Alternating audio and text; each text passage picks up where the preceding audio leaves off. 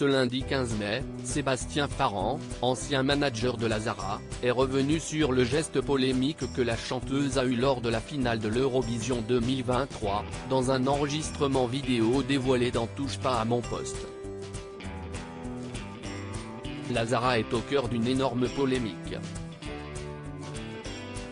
Samedi 13 mai, la chanteuse québécoise qui représentait la France à l'Eurovision a esquissé un doigt d'honneur en découvrant les points que lui a attribués le public. Un geste qui a profondément choqué Marie-Myriam, dernière artiste française à avoir remporté la compétition. Quelle honte! Je suis extrêmement déçu, car cela n'est juste pas possible. Elle a fait ce geste, assise dans un fauteuil avec des drapeaux français derrière. La France ne mérite pas cela, s'est indignée la chanteuse de 66 ans auprès du Parisien. De son côté, la Zara a affirmé que son geste avait été mal interprété.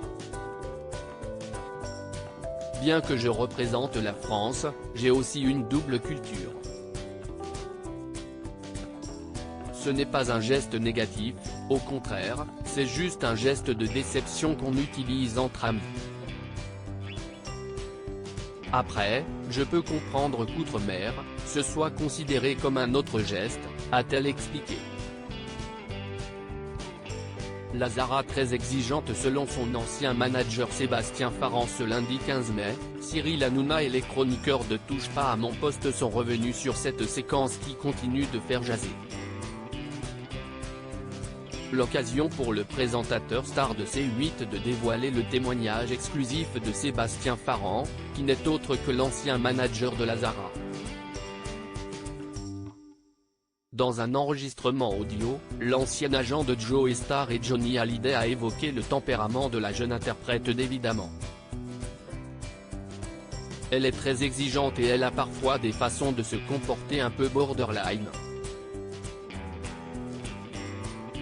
Elle me disait tout le temps qu'elle voulait que je lui achète un sac Chanel et je lui disais, je suis ton manager, je ne suis ni ton producteur ni ton amant, donc à un moment je travaille pour toi, ce n'est pas moi qui vais t'acheter des sacs.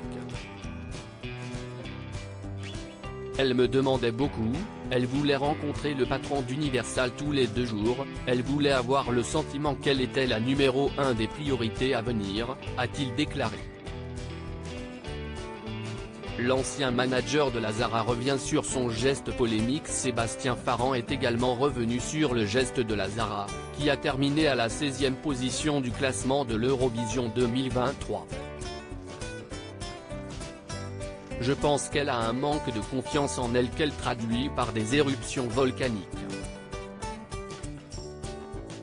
Mais à un moment donné, quand on choisit de représenter la France, quand on choisit de représenter un pays, on ne fait pas un geste comme ça à la fin.